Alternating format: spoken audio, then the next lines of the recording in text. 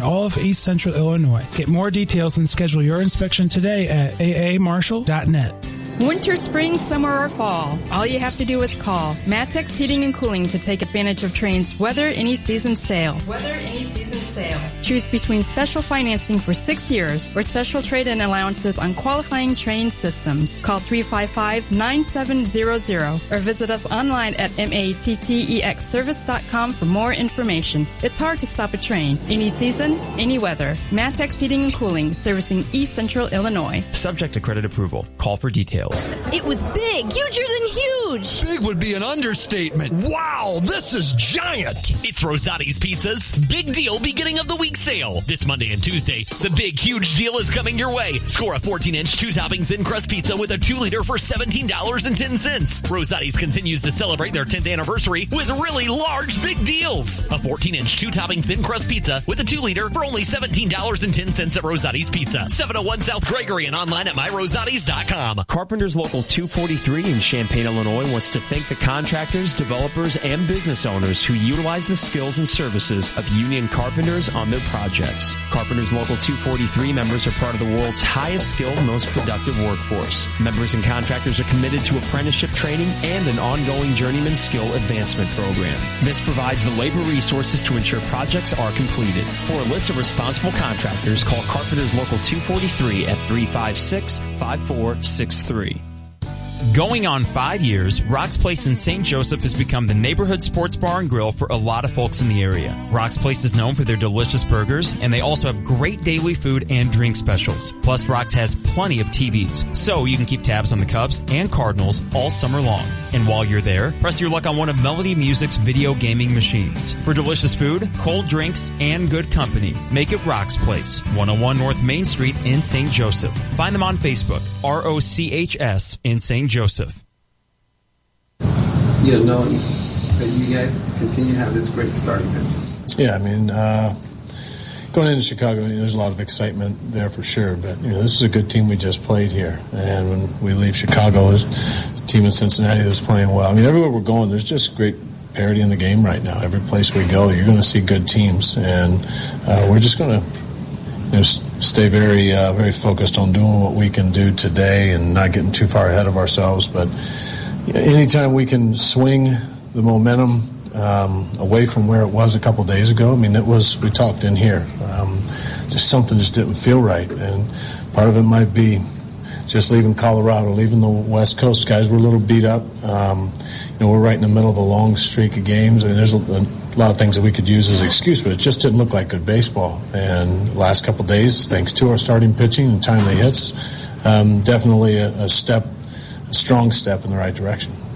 What does Molina say when he goes to the mound? The way pitchers are struggling and having double plays?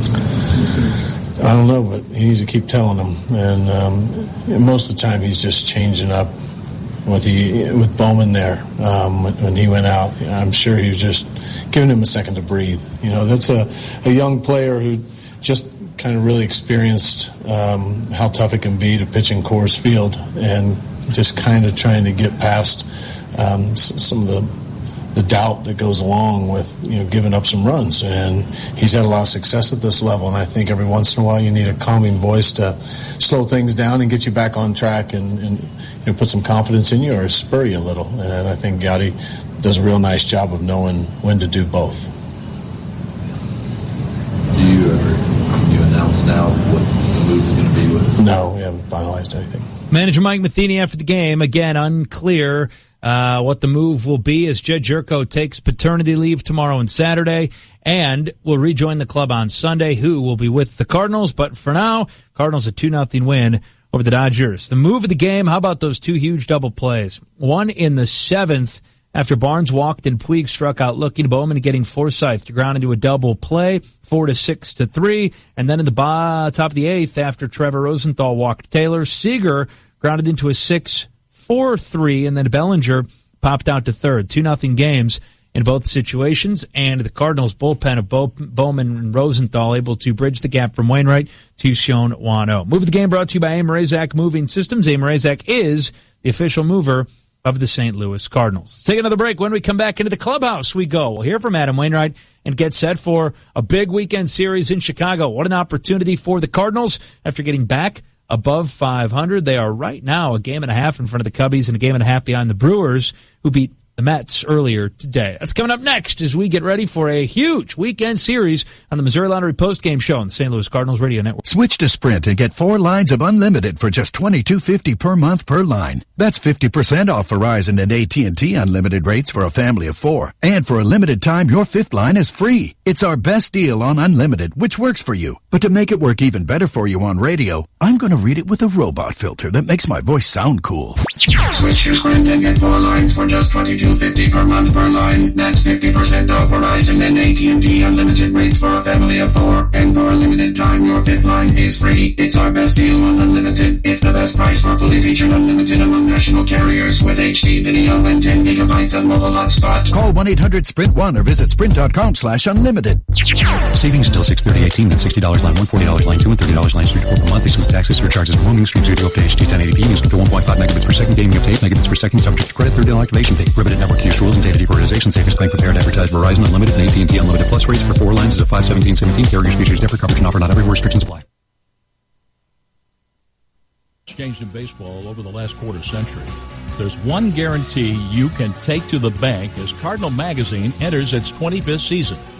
In an age of 5-second photo impressions and 100-character rants, Cardinals Magazine remains committed to bringing you things that never go out of style, bringing you compelling stories, celebrating history, preserving timeless photos, and bringing to life the personalities that make this franchise special. Issue after issue, Cardinals Magazine delivers the most in-depth and far-reaching coverage of all things Cardinals, and doing it with the substance and style that have connected with readers of all ages year after year after year. Make this season special for the Cardinals fans in your life with a subscription to Cardinals Magazine. Start one today for only $35 by calling 314-345-9000 or visiting cardinals.com/magazine. Catch a Cardinals game in Hall of Fame style in the new Proficient Red Jacket Club.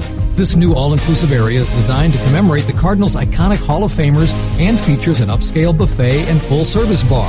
Enjoy a great view of the game from outdoor reserve seats on the suite level down the right field line. Tickets for the Proficient Red Jacket Club start at just $75 and are on sale now at cardinals.com/all-inclusive. This is Brian Finch from the Cardinals Hall of Fame and Museum. Have you ever wanted to try and broadcast the club's greatest moments, put on a World Series ring, or hold an authentic game-used bat by Lou Brock or Stan Musial? You can at the Cardinals Museum. Our museum also boasts one of the largest team-specific collections of artifacts and memorabilia in the world. If you love the Cardinals and our rich history, a stop by the Cardinals Museum is a must. The museum is open daily and is located in Cardinals Nation in Ballpark Village. For info and tickets, visit cardinalsnation.com.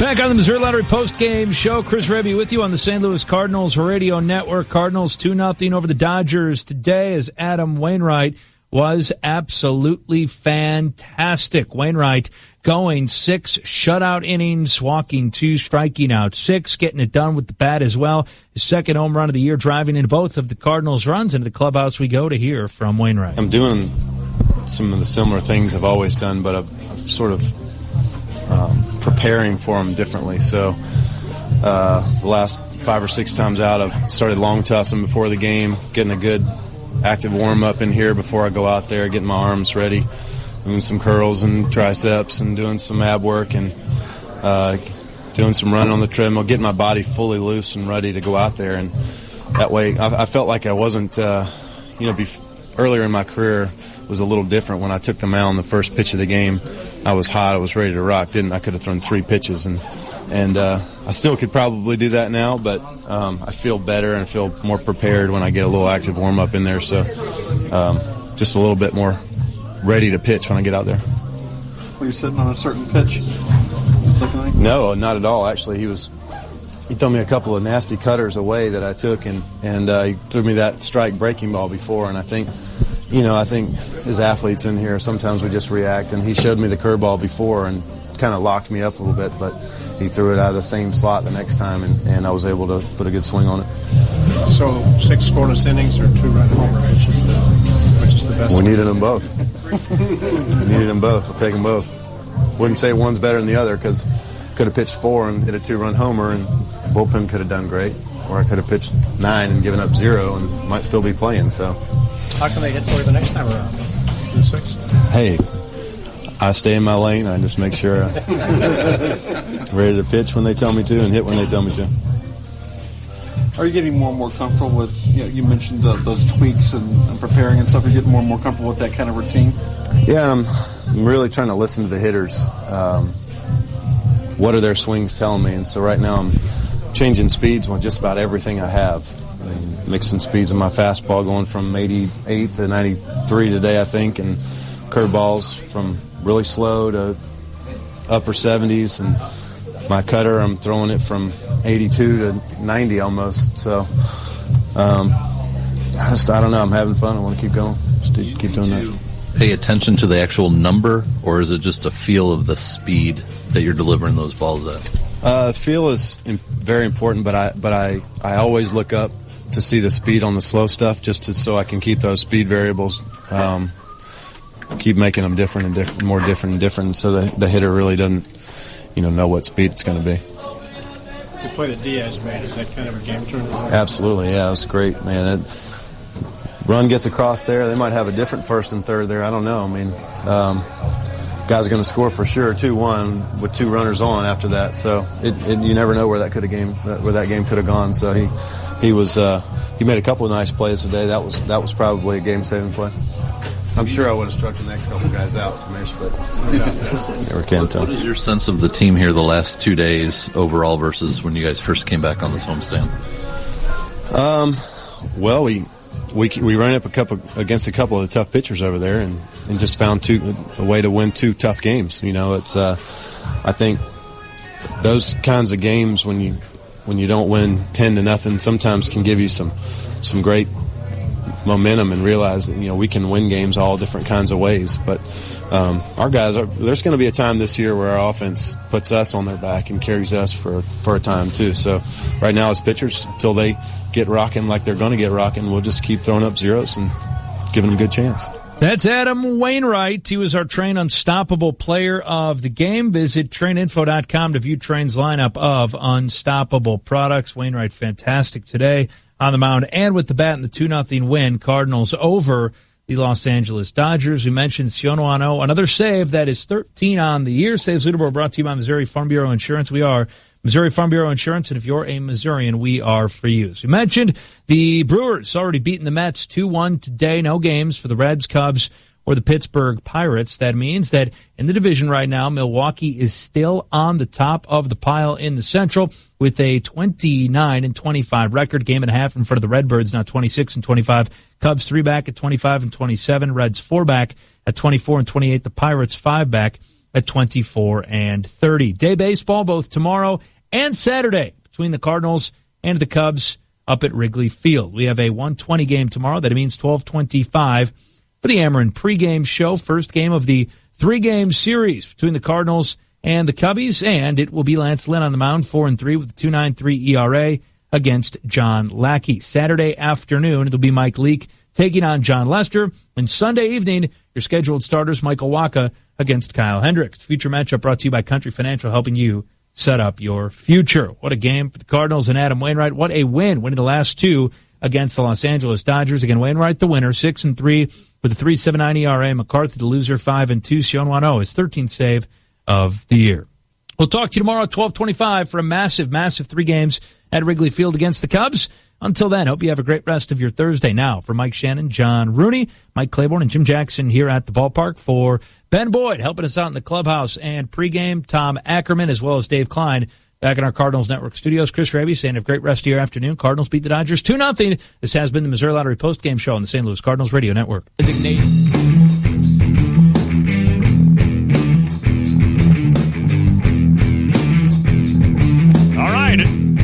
is the Tay and J Show, ESPN Radio 93.5. Lon Tay and Jeremy Warner. Hello. Chris Raby thinking about everybody in Busch Stadium there as they signed off. You just heard it here. St. Louis Cardinals get it done against the LA Dodgers. They win today 2-0. Adam Wainwright provides the offense. A 2-run bomb went down and got it on a McCarthy curve. And, of course, he does it on the mound as well. And then the bullpen persevered and got through it. So the Cardinals get a win. 2 needed wins against the Dodgers. The Brewers win again. Yeah. So they stay a game and a half back. But always nice to win a couple, especially when you're getting ready to head on the road and face the Cubbies. I hate to give you a trivia question right away. Oh, no, don't do this. Adam Wainwright just went double-digit home runs today. Wow. That's his 10th career home run by a pitcher, which is an amazing feat. It really is. For a starting pitcher. Darren Dreifert. Which major league pitcher of the modern era? Okay. I'm using modern like the last 30, 40 years, right? Got it. Has the most home runs as a pitcher. You know what? Was it Bob Forsch? No. Okay, Bob Forsch hit a few for the Cardinals. Played for a team that we talk about a lot. Played for the Cubbies, Fergie? No. Played for... Big, more recent. Okay. Big bopper, fiery guy. Zambrano. Yes. He hit 24 home runs. He hit 24 home runs. That dude. I'll never forget that day. It was 10 years ago today that he punched Michael Barrett in the dugout. Oh, my goodness. That was Finished the job for A.J. Pierzynski. right. That was must-see TV that day when that happened. That was crazy. All right, it's the Tay and J Show. I'm Lon Tay. He is Jeremy Warner. We're going to talk a little bit about the Cardinals today. We'll talk some NBA as well. Get you ready for tonight's finals. The Pittsburgh Penguins, they're rolling along in the NHL and the Stanley Cup. So a lot to talk about, and it's funny with Waino. I was sitting there like, as the Cardinals played this game, and I don't mean to continue to talk Cardinals because you just heard the huge post game there from Chris Raby, and those guys do a great job. But it is amazing how this offense just continues to sputter. Yeah. And even today, with Waino giving you the 2-run lead, then you had one inning, you had second and third, nobody out, you can't get a runner home. Then you had first and third, nobody out, can't get a runner home. I mean, you can't do that and win games. They're lucky to win that game, including, Jeremy, a 7th and 8th inning leadoff walk by Cardinals pitchers that they avoided. Right. So they did almost everything wrong in this game and got away with it with a victory. And they're struggling, and they're one game over 500. Right, Cardinals fans. I mean, that's where you are when you're struggling and you're a game over 500. You don't even have an elite roster like the Cubs, and you're a game and a half ahead of them. That's amazing. So I think it's always important to keep things in perspective. And a couple of days ago, I'm tweeting with Cardinals fans. Right, yeah. And I get how they're frustrated with their team because the Cubs are giving them a huge window of opportunity. Absolutely. And you guys are so used to winning. Right. But it's important to keep these things in perspective. And the Cardinals have declined, I guess, a little bit the last couple of years from a 100-win team to an 86-win team and now barely over 500. Exactly. But we were talking yesterday, how do we make the Cardinals great How do we again? make them great again? How do we make them great? But I think it's also important to realize, how did they get here? Yes. Because their plan was not to drop off a little bit like they have. But I think it's always important to go back that their plan was to have one of the top prospects in baseball Absolutely. in the middle of their lineup. I know where you're going right here. And they lost him for reasons that are not their fault. And then they had to trade pieces to get a rental player who was really good for them. Yes, he was. And then they lost him because they didn't want to. They tried to re-sign Jason Hayward, but Oscar Tavares' death, that hurt. Really screwed with this plan because they had done so well to build up that system that after Pujols, after Holiday, after all these guys were gone, all of a sudden you were going to have Tavares and Carpenter, and they were hoping Colton Long. Absolutely. And maybe they thought Alan Craig would be a part of that, but they turned him into a very good piece, too. They totally did. So, I mean, they've done a really good job, and I think this front office is really, really good. I do, too. I get the frustration that, hey, Piscotty's not doing what we expected him to do so far, but I still think he's going to be a very good major leaguer. I do, too. I get that Colton Long hasn't been great. I get that Grichuk hasn't been great. He's the one that worries me. Do we have – okay, but Grichuk was a throw-in. To a trade. Exactly. Right? He was the second piece of the Peter Borges trade. Exactly. And he's turned into a major leaguer who's helped your team. Absolutely. Piscotty was a late first-round pick, and he's turned into one of the middle-of-the-order guys. Colton Long might not be as good as you thought. He's a productive major league player. Yes, he is. It's not like he's sitting in double-A or single-A or out of Major League Baseball right now. So I get it. I get some frustration that your team isn't the best in baseball. but your team is still very competitive because of what this front office has done. But the reason it might not be as good as you thought, you can go manager. I can trade a manager, but I think that front office is your strength, and it's amazing. Somebody responded to me and said, up to Mo, get rid of everybody. Wow. It's like, whoa. Right. 2 years ago, you won 100 games. Last year, you were one game away from the wild card. Exactly. And this year, you're very competitive yet again. It's amazing what they've done, and it's not that they don't need any more changes, but I don't think of all franchise, why would you change this front office, which has been the strength of this organization for the last 20, 25 years? I think I read some of those, and I felt bad. I was kind of putting out fires that day, and I didn't get a chance to tweet out, and I was like, boy, Jeremy's like defending the Cardinals there. He's going against Cardinal Nation and doing a pretty good job. But you're right. Like, everybody tweeting to you, for the most part, we're just passionate, right? Yeah, like anything. You're they passionate. just want their team to be better. You want your team to be better. But you're right. And I saw one guy mention Jeff Luhnow and what he's done, and you see what he's done in Houston. And I get it. Jeff Luhnow was a key to developing all these pieces that came along and helped you in that decade-long run where you were in the playoffs, you were in the NLCS 4 straight years, you won a couple World Series, etc. So he was a big part of that. But John Mozeliak was a big part of that as well. And I'm absolutely fine having Mo. I have all the confidence in the world in Mo in that front office. And you said it best with Oscar Taveras. What's the one thing that the Cardinals don't have? They don't have that star. Yeah. You know, they had Pujols for a long time. Let's remember, people, how lucky, if you will, you were with that, because a scout in Kansas City saw this kid and loved him so much that he begged the Cardinals front office to draft him in like the 13th round. And then you get Albert Pujols, who turns into a generational player. I mean, he is the next Stan Musial, essentially, for a Cardinals team, and his 11-year run is almost unparalleled, except for the man. So you had that. You also had pieces like Lance Berkman around him, Carlos Beltran. You had Jim Edmonds around him. So you've always had kind of a star in the middle of that lineup. Rowland. You don't have that now. Scotty Rowland, that's right. You don't have it now. Now, Matt Carpenter's good, and I wouldn't Carpenter trade him. would be a nice piece in front of Pujols, Absolutely, right? Absolutely. And that's where Taveras, and you're right, I think he would have come into play. Now, we don't know if he would have been a stud. No, but I mean, he was a top prospect in baseball. He was basically what Moncada is now without the speed, Absolutely. right? And a little bit more pop. I mean, he was going to be a major league player. Yes, he was. And a bopper. I mean, giving you what you need right now. He was going to be in that middle of that lineup, and we saw it early on. He had some struggles, but you saw what the talent was going to be, and that took away what is now their biggest weakness. That's exactly right. Is they don't have a big bopper in the middle of that lineup, and how do they go get it? And how do the Cardinals get back to where the Cardinals and Cubs, if the Cubs bounce back to what we think they're going to be, they can actually be. Well, you know, the Dodgers getting pushed by the Rockies. Absolutely. And the Giants and Dodgers have been fun the last couple of years. What moves do they make? Do they have to make a managerial change? Because Matheny's had a lot of success as a manager, but is it despite his moves? Right? I don't have an issue with Matheny at all. I think really he's an don't. average manager. I do too. I don't think he's great, but I don't think he's that as bad as a lot of Cardinals fans want him to be. He's not Robin Ventura. Right. Robin Ventura added nothing to the team. No, zero. He wasn't making good decisions, and I think Matheny makes some decisions more often than other managers that leave you scratching your head if that doesn't make sense. Yes, right? I agree. But the one thing he owns is the locker room, and you've talked about that, and I think that's Ventura important. did not do that whatsoever. I mean, look at the embarrassments the White Sox had. I mean, Matheny's really good at that. He really is. He's really tremendously good.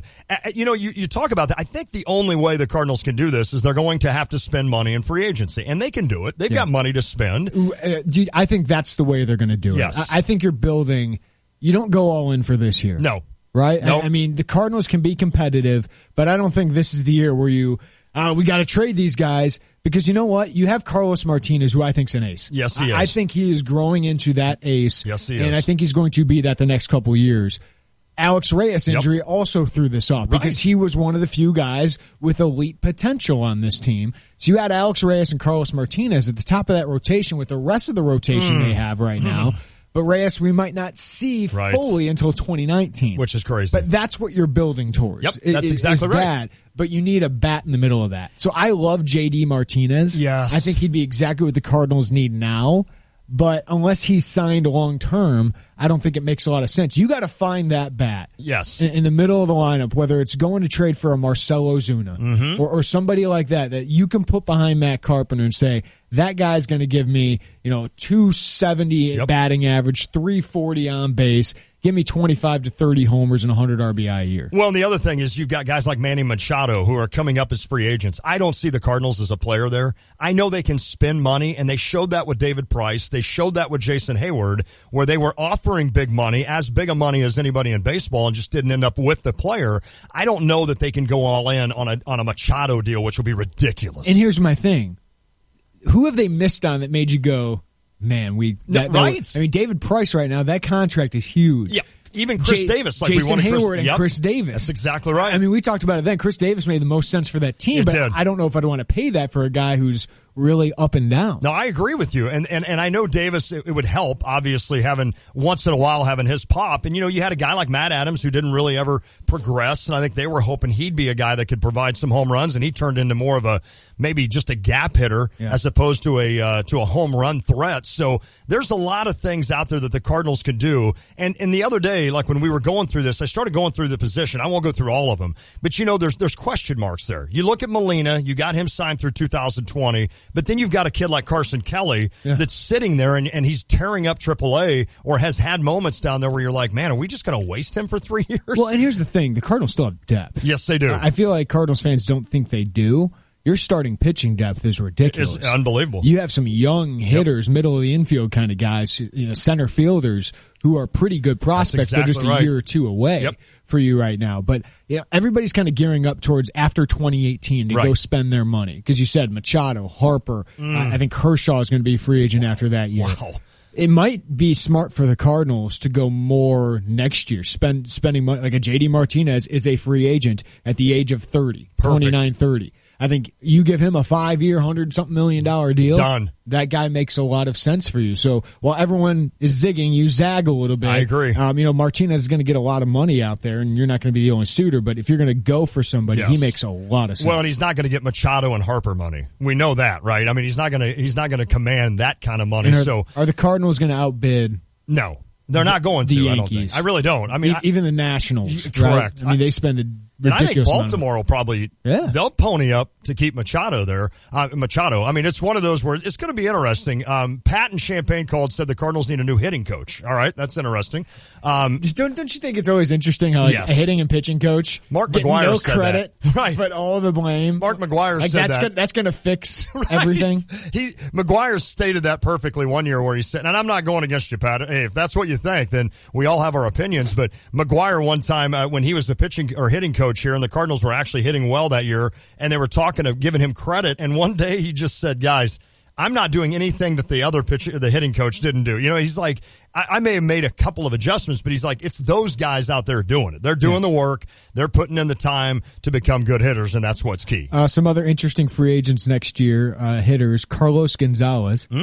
He's 31 right now, and he's not having a great year, but he always heats up as the season goes along. You worry about if Colorado inflated his stats. Exactly. And he's had a lot of injuries in his career. Has. Another guy, Eric Hosmer. Okay. I don't know if he's as great as his name is. Right? I mean, there's not a lot of power there. That's the thing. It's more the same that you have. He's a good contact hitter. Yes. Gets on base. Great fielder. He reeks of Cardinals. He does. He totally does. But he's going to be like a 20 home run guy. See, I want somebody in that lineup that scares you. Yeah. Right now, the Cardinals don't have anybody in that lineup that scares you. Jed Jerko is your best power hitter, and he's having an unbelievable year. 3 more hits today. I think he's over 300, but he still doesn't wow you. In other words, a pitcher doesn't stare him down like they do Chris Bryant and Anthony Rizzo and say, uh-oh, how am I going to get this guy out? All right, Tom is waiting on hold. Let's get to him. Tom and Seymour on the Jupiter's The Crossing phone line. Man, this is old school. Tom, how you doing, buddy? How you guys doing? How's the shoulder? It's a lot better today. I appreciate. I'm supposed to golf next Friday, and in the back of my head, I'm sitting there thinking, all right, do I want to risk that? And now that it feels good again, do I really want to do that? But Tom, I'm sure I'll go out and golf. Yeah, you probably ought to. You don't what have the to heck? have any more chances. Right. Exactly. Hey, I appreciate the discussion about the Cardinals and what they're looking at. See what you think about this statement. I think right now on June 1st, I'd rather have the Cardinal problems than the Cub problems. As in how?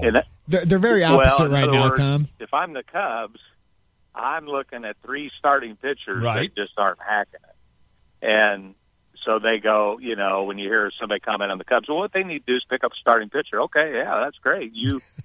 What's that going to cost you? Sure. And, I don't think going forward, Lackey, I think he's gassed.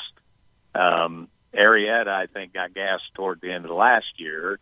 And so, needing a hitter like you guys are talking about, that's one thing. But I think I'd rather have, right now anyway, I'd rather have the Cardinal pitching than the Cub pitching. And I think hitting is easier to fix, I guess is what I'm saying. Tom, that's fair, buddy. We appreciate it. Hey, good to hear from you, Tom. All right. Talk to you later. Thanks, buddy. Here's the thing. I still think the Cubs bats are going to come around. I do too. Right? I mean, there's too much talent there. I do too.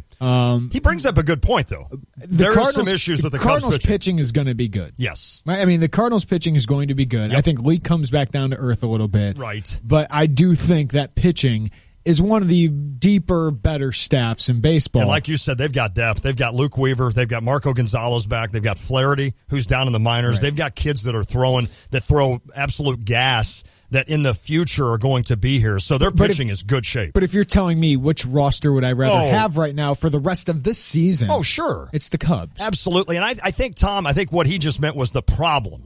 Like, in other words, I think he would probably agree the Cubs roster is better than the Cardinals, but the problem is they have to add pitchers now in the future, whereas the Cardinals' problem is they need to add a hitter. I think the Cubs' margin for error to have the problems they have is much bigger than the Cardinals. Totally agree. So the Cubs will go make a move. Yeah, they will. They will go get somebody. I don't know if it's going to be the huge move this year. Right. Is it going to be a Cueto? Is it going to be a Garrett Cole? I don't think so. Okay. I think it's going to be a smaller move than that, maybe a 3 or a 4 in the middle of that rotation, because I still think John Lester is going to be an ace. Yes. I still think Jake Arrieta gives you a chance to win games. I think he'll be fine. I think he'll fix things. I don't think he's a number 1. Nope. But he's a 2 or 3. Yeah. And he's going to be good. Hendricks is going to give you a chance, but you need a 4 or 5. You do. I mean, Lackey in the 5 spot, I'm okay with. Right. You need somebody who can go out there and get you 5 or 6 innings that 5th day. And right now they don't have that. The Brett Anderson experience was not very good. That was not good. I mean, Jason Hamill, I know he had a great year at the start of last year, and I know he faded down the stretch, but at least you could throw him out there and he could battle for you. Exactly. I mean, right now they don't know what they're getting. Eddie Butler, I think the control issues obviously are too much to overcome. You still always, and this is what I do, and I do this, I still always project to October when you're needing now in a 5-game series and a 7-game series and you're trotting out your pitchers. If everything still works the same, you've got a solid ace with John Lester. I'd put him out here, especially with that lineup. I'm putting him against anybody. Then you'd have probably Hendricks 2 at this point and Arrieta 3. They're interchangeable. Yeah, Hendricks either is a one. little bit more reliable. So in that situation, you probably don't even have to use Lackey. And if you have to, he's not a bad all of a sudden for a game 4. At least he's a gamer. The thing for me, if I'm the Cubs, I'm getting somebody, if I'm giving up a prospect, like a real prospect, and it might be Happ. I don't think they'll trade Eloy. But it could be Candelario and a couple of Dylan Cease, those kind of guys. It's got to be somebody controllable because Arrieta's not coming back. No, he's not. I mean, he's probably not going to make the money he thought he was going to make. And Lackey's not coming back. Right, Lackey's not coming back. Right. I mean, that's 3 spots going into next year with no top prospects coming up. And I think that's what kind of Tom was alluding to in the fact that that's going to be their issue going forward is having to replace 3 pitchers. Yeah, and that was always the question with Theo and them. Sure. But I do think they're in position to spend that money. And I do think they invested in the right thing. I agree. Pitching is volatile. We're seeing that with the Mets. No doubt. Right? No doubt. I mean, the Mets are going through that. The White Sox might end up going through that. Right. The Cardinals see Reyes, but they just have so much depth. It's unreal. And they've signed Mike Leake to make sure that those young guys could have some time to develop or get hurt. Absolutely. Well, it will be fun, and you'll hear our trip to you Wrigley. will hear all the games, of course, coming up with the Cardinals and the Cubs this weekend. You'll hear them here on 93.5 FM and also on our sister station, 95.3. Ryan texted in, at some point, can we talk about Pujols? He might be the only active player to get 600 home runs and could get to 700 by the end of his career. Anyone talking about that? We talked about it yesterday. We did. As I went through a list that was brutal. The worst list ever. Lon's performance. I couldn't think of Hank Aaron or Willie Mays. How bad is that? Or Babe Ruth. Or Babe Ruth, by the way. Yeah. But no, I think that's awesome, and we did touch on this. And listen, I'm a guy that I understand the whole Pujols thing when he left, and I'm sure there's a lot of Cardinals fans that just aren't fans, a big fan of his anymore, but I would choose to look at what he did while he was here and understand that guy delivered you some unbelievable, 11 years of Hall of Fame play is what you got out of Albert Pujols, and I'll be happy for him when he gets 600. Miguel Cabrera will get to 500. Yes. He'll probably get to 600. Mm-hmm. He's 34 years old, 451 home runs. Wow. Adrian Beltre might get to 500. Really? He's 38 years old. He's a little hurt, but he's got 445 home runs. Interesting. Who's next on this list? What's Beltran at? Beltran's at 427. He's 40 years old. How much longer is Beltran going to play? He's having a good year this year, too. He's had a good month. Or he's had a good month, yeah. I'm trying to look at who's going to be next on this list. A lot of 10-year guys with 200, 300, 400. A guy like Bryce Harper down the road. Giancarlo Stanton, if he stays healthy, he's got 222. Okay. Just 8 seasons in at 27 years old. Wow. Trout's got 184 at age 25. Isn't it amazing when you project out and look at that? We talk about 300 winners, 300-game winners.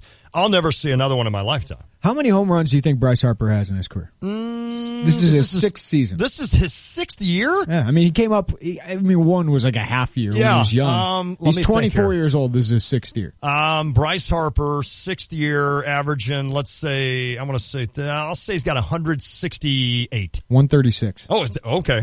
I had him projected a little high. He's had one great year so far. That's true. And then this year he's having a great year. And he's having a good one this year. He's that is a good had point. Some slumps and some injuries otherwise. I tell you what, though, he's the guy that with his swing, he's going to hit a lot of home runs. Pujols and Cabrera, that's why you got to enjoy these guys while you have them. Without a doubt. It's very rare to have these kind of hitters, and they both have a case for being one of the best right-handed hitters ever. It's unbelievable. Right. And to be able to say, Pujols is the guy now that my dad was able to talk about Stan Musial. I get to talk about Albert Pujols. I watched him.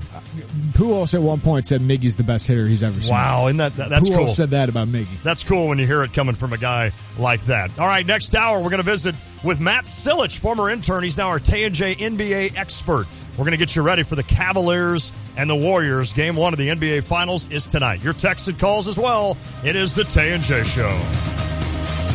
Alto Vineyards has long been a leader in the Illinois wine industry, winning over 700 awards in national and international wine competitions in the last 20 years. Now, Alto Vineyards, along with SJ Broadcasting, present Music Among the Vines, East Central Illinois' premier summer concert series, held under the stars. Stop by Alto Vineyards each weekend throughout the summer and indulge in Illinois wines, premium beers, soft drinks, and light food items, all while experiencing the best music the area has to offer. For more details, visit altovineyards.net or call 356-4784. Alto Vineyards Music Among the Vines 2017 returns this Saturday with a live performance at 7:30 from Candy Foster and Shades of Blue. You only live once when you dare to do. Let the good time roll.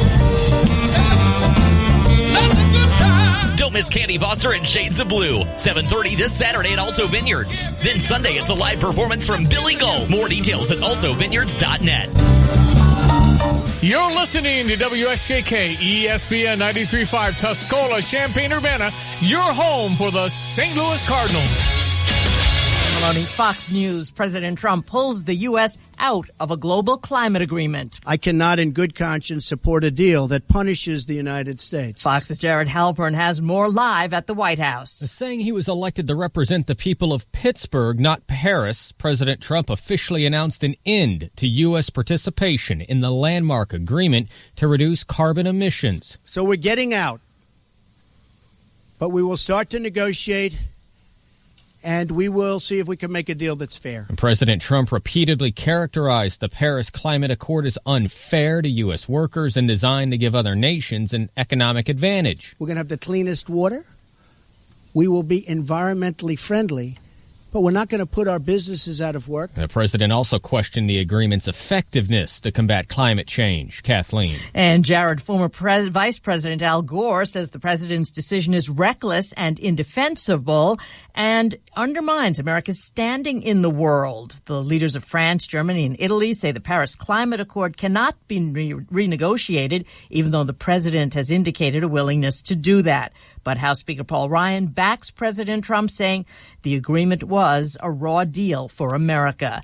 The head of France's cybersecurity agency, which investigated leaks from President Emmanuel Macron's election campaign, says they found no trace of a notorious Russian hacking group behind the attack, that the hack was so simple it could have been done by anyone. The Philippine National Police Chief thinks robbery may have been the motive for an attack on a hotel and casino complex in Manila. A lone gunman is still on the loose. Big gains on Wall Street, record gains actually, the Dow climbing 135 points. Fox News, fair and balanced.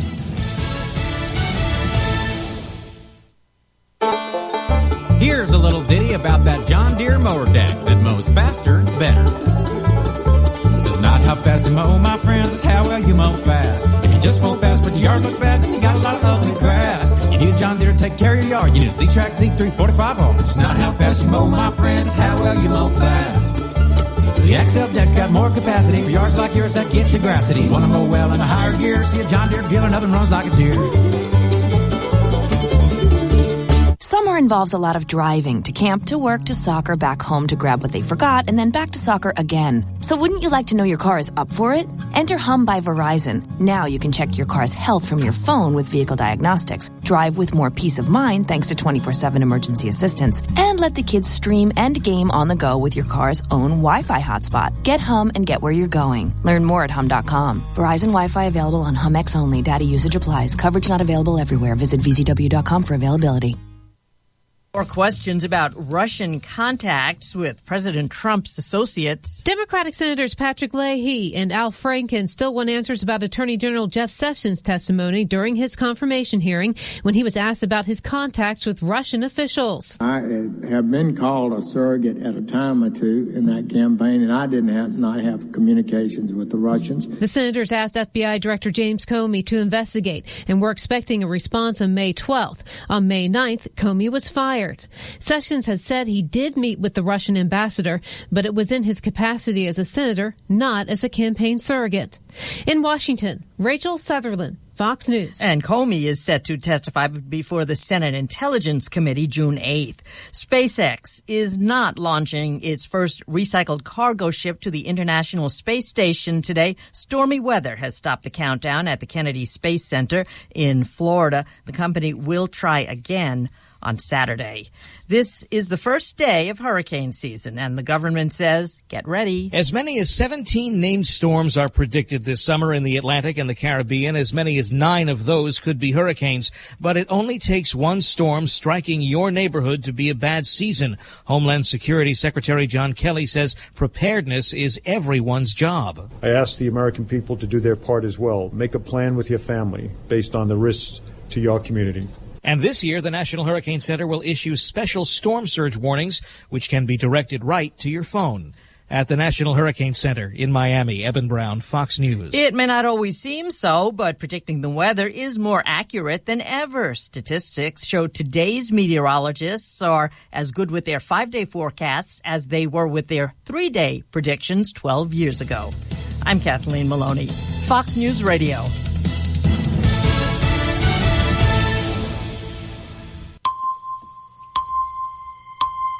Here's your ESPN Radio 3-day forecast brought to you by Chief Bauer. Trust the experts at Chief Bauer Service Experts to keep you cool all summer long. Call 866-EXPERTS or visit them online at chiefbauer.com. Do you go by the traditional seasons of summer not starting at June 21st, or do you go by the Gregorian calendar, of course? Ooh.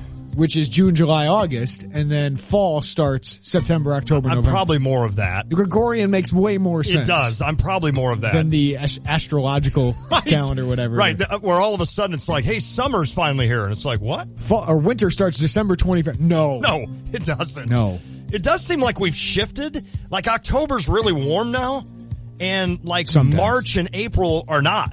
And it's like, what? Of course, we were 70 degrees in February. Anyway, tonight, low of 57. Tomorrow, nice sunny, weather, clear, Chad. High 85, low of 62. Saturday, awesome. Saturday, sunny, 87 your high, low of 67. Go do something with your son this weekend. Yes. Right now, sunny, clear, 84 in Champaign-Urbana. Or daughter. I just know Lon's doing something with his son. I hope. If they want to be with it. All right. right, it's the Tay and J Show. Latte, Jeremy Warner. We were just talking about that, you and Harry and I. And I'm like, yeah, I want to take him either a canoeing or go walk the trails or... So I'm going to try to get that. You want to get a good sweat in? I started... Because Saturday's 87 degrees. Yes. Oh, you know me. Oh, that's just... Well, I started the conversation with Harry. I'm like, for the most part, I'm a pretty good father, but where I fail... And he's like, where I fail boy. as a father.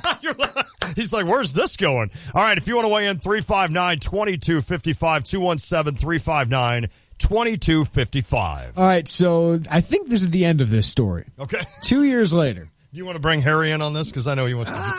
Does Harry want to talk about it? No, I don't think he does. Give me the opportunity. All right, he's grabbing the mic. Let me get the story out there a little bit. Please do. So Simon Sianovich met with the media in Chicago today.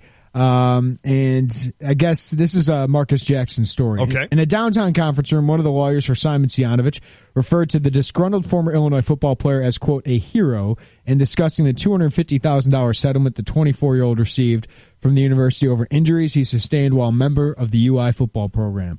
The trimmed-down former Illini, who has shed 70 pounds since hanging up his helmet after the 2014 season, appeared with his lawyers on Thursday and talked about becoming an advocate for other student-athletes who feel as though they're being mistreated by the universities and the athletic departments. Here's a quote from Simon. I recognize that this is so much bigger than me.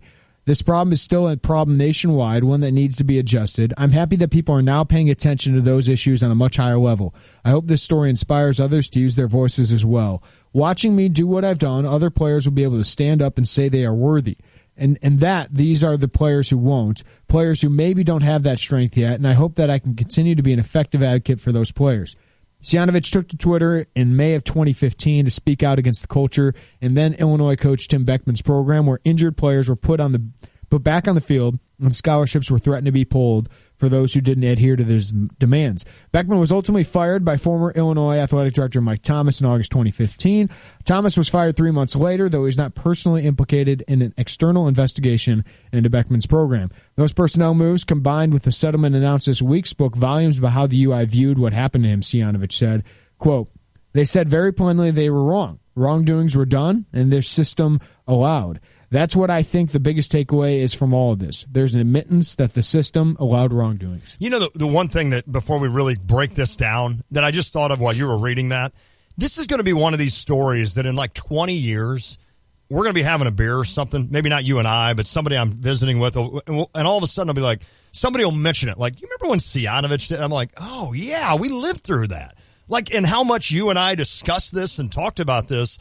It's just one of those weird things. We're talking about it 2 years later. Yeah, we're still talking about it. So, I don't know. I hope this is the end of it. I hope this is the end of this thing. I really don't know what to think on this. Well, here's the thing. And we'll talk to Harry about it, but who was an Illinois player and offensive lineman here while this was all going down. But I said then, when it all came out, and people were attacking Simon. Sure. I said the one thing Simon really needs to do here, if he feels inspired to do this, is he needs to speak up for players who feel like they're being abused. Absolutely. And if he does that, and if that is the goal, I can really, feel for him. Yeah, I can respect that. Yep.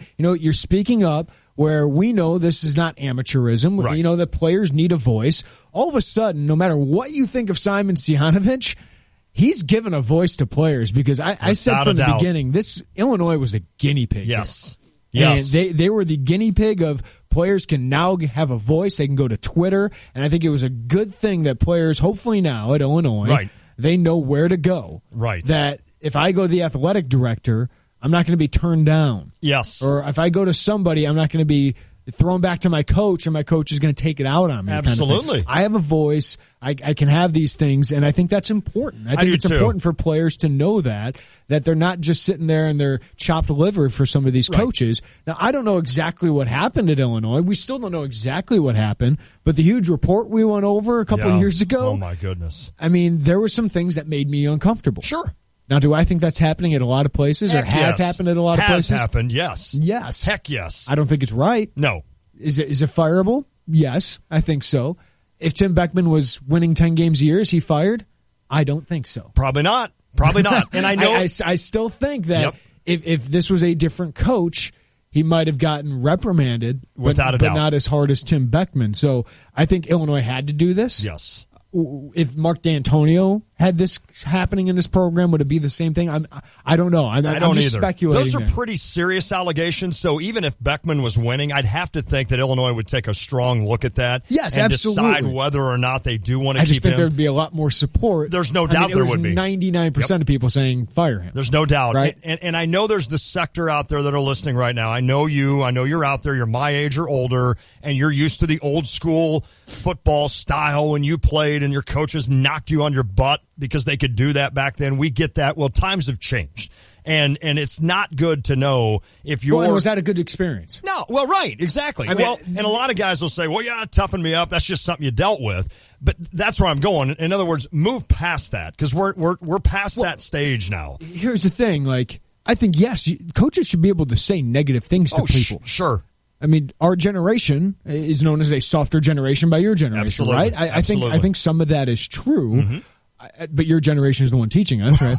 right. And encouraging this habitat. Trophies, everybody. Right. I mean, your generation likes to blame us for the environment we lived in that you guys created. So I just want to get that. You just better watch it, son. Better watch it over there. Get that. I think you should be able to have tough love, and Yes. Tom Izzo does that. Yes. But I don't think you should be hurting people. No. I don't think you should have a culture where you're putting people out there who are injured. That's correct. So I think all those things are right, but I still think Simon Cianovich, if he wants to be known as a hero, I don't think he's perceived still as that. Fair enough. I think that's fair enough. But no matter what you think of him, he came out with these allegations, and it resulted in a head coach getting fired for the allegations that Illinois deemed to be true. Absolutely. So in the end, I don't know if Simon Cianovich is looked at as a great whistleblower hero. I know a lot of people within the program still don't feel positive about him. Absolutely. And I can guarantee you that this now started off at every university in the country, a discussion amongst athletic directors talking to their coaches saying, look, this could happen now. I mean, this is out there, and like you said, he's kind of the guinea pig. We saw it with Nebraska women's basketball. That's exactly right. About a year later, That's exactly right. That comes out that she was abusing players. She gets fired. Yes. Right? And I know that the fear here, and I get it, because I'm with you on this side of it, and then we're going to talk to Harry about this. The fear here is that, okay, I don't want the players to have all this power to where all of a sudden they're just coaches being fired all over the place. I mean, there's got to be substance behind it. There has to be substance. That's but correct. If that's a check for a coach, if that's a check and balance, sure. If I do this, my player, that's a good thing. It is. It totally is. And I know with social media now, it's a completely new world. I mean, you still got to substantiate those allegations. Yep. Any player in any sport can come out after a practice or after a game and tweet out something and start the ball rolling, essentially. And that's where you there's kind of a fine line there that I want to see as a fan in terms of I don't want to all of a sudden every university just start hearing this unless it's actually happening. Well, in the end, the truth emerges. It did. Right? That's exactly right. And that's why you have to have investigations and all that. But you haven't seen like every disgruntled player come out and allege these That's things. exactly right. If you want to weigh on the Cheap Bauer text line, it's 217-359-2255. All right, let's bring in Harry Black, former offensive lineman for the University of Illinois, teammate of Simon Cianovich as well. Harry, I know your take on this is one of, well, I'll let you say. I mean, what is your take on all of this that's happening with Simon? Now he's gotten the settlement for $250,000. Oh, and I can tell you, I don't know if everyone in Illinois was in favor of giving the settlement. Okay. Because now it's saying, hey, if you allege these things, you can get a payment. But I know the university just wanted this to be over. Be done. Yeah. Be done with it. You're right. All right, Harry. It just seems like after all is said and done, it really boils down to this kid. And I don't know how many of the allegations were true, if any of them were. I know that there are lots of players who go out there and practice and play when they're hurt. Maybe not injured, but when they're hurt. And that's, like they always say, there's a fine line between injury and playing hurt. You play hurt, especially if you're on scholarship. This is a business. You play hurt, especially if you're a starter. But at the end of the day, it really just looks like this kid complained and whined on social media enough and got an entire coaching staff fired and got 5 years salary as a reward. That's what it looks like from my point of view. And I might not have all the details, but I did know a lot of the players. I knew all the coaches, and it just didn't seem like that wasn't your experience. That was not my experience. And the majority, I mean, I reached out to so many players while this was happening, Harry. The majority said the same thing. Or in Harry. I mean, I went back to Zook players, and they said there was that had Beckman too. They said there was no difference between what. Wow. But if Simons was true, if some of these players were true, but some of the players who came out and said these things with Simon weren't players who played a lot. Right. We're disgruntled maybe for other reasons. So I've always had some. I don't know if we know the whole story, and I don't know if we ever will. Even with that huge investigation and the report we had, I think Beckman obviously went over the line a couple times. Yes, that would make you feel uncomfortable and was enough to fire him. And I bet, especially when you were losing games, probably what he did is done almost everywhere. And I don't know if it's almost everywhere, but I think there's plenty of coaches who used to. Let me say that again. Old school ways. I think Tim 20 Beckman's years old ago? school, Yes. right? I mean, he even said that. I think in his introductory press conference, you got the feeling, well, I went to practice with my dad growing up. I've been around football. You almost got the sense he's an old school coach. Harry, was Simon before this all happened? I mean, was he liked? Was he? I was 2 years younger than him. Yeah. He was a starter. So. Yeah, he was a starter. From my experience and my conversations with Simon before this all went down, he seemed like a normal guy to me. Okay. He's very intelligent. Yeah. He goes to Illinois. Most people who go here are. Sure. But yeah, good call. He seemed like, promoting my alma mater. Yeah. But yeah, from everything. Well, listen, you couldn't quite make it into SIU, so you went to Illinois, right?